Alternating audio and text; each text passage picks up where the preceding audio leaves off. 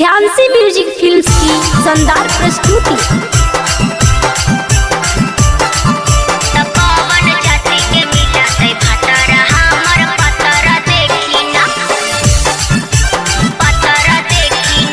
Recorded by Khyansi music films. आप सुन रहे हैं बिट्टू राज को।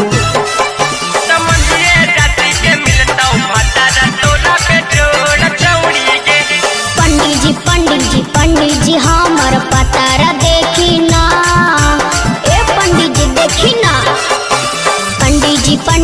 पंडित जी हमार पतारा देखी ना, तब कौन जाति के मिलत भतारा। हमार पतारा देखी ना, तब कौन जाति के मिलत भतारा। हमार पतारा देखी ना, ए बाबा जल्दी देख के बताई ना।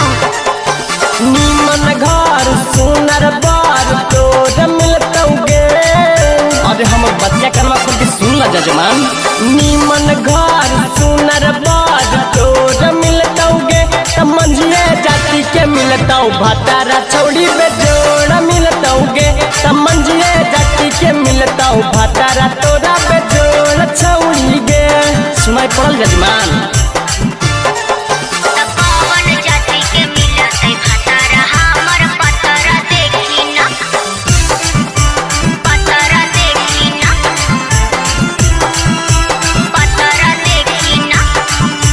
Recorded by Khyansi music films.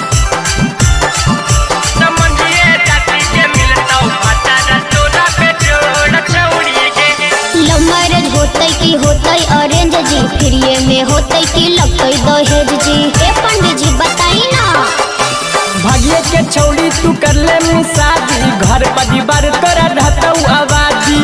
बुझी बच्ची।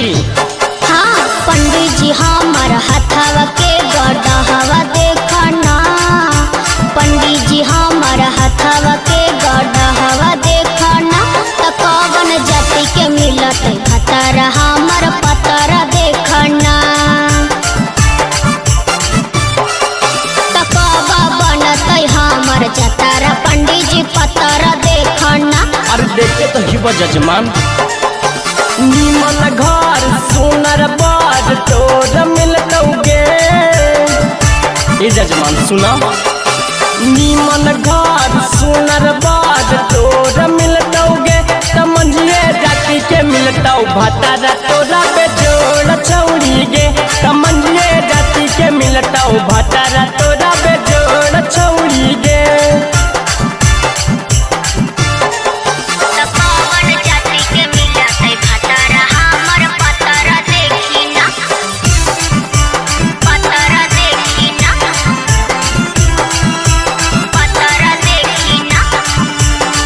Recorded by Khyansi music films.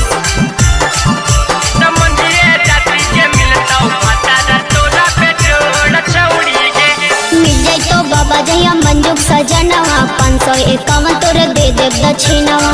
पूरा 551 देहबे बाबा। अगले न देखल होलै है फेल गे, कितना दीवाना के कर देली मेल गे। सच में बुझलो। पंडित जी मिले के जल्दी मंतारा देखी ना। पंडित जी मिले के जल्दी मंतारा देखी ना। पवन जाति के मिलत भतारा। हमार पतारा देखी ना, तो पवन जाति के मिलत भतारा। बाबा पतारा देखी ना। देखे थे जजमान। नीमन घर सुनर बाज तोर मिलतौगे। अरे सुन ला। नीमन घर सुनर बाज तोर मिलतौगे, त मंझिए जाति के मिलतौ भतारा। तोरा बेजोड़ छौड़ी गे, त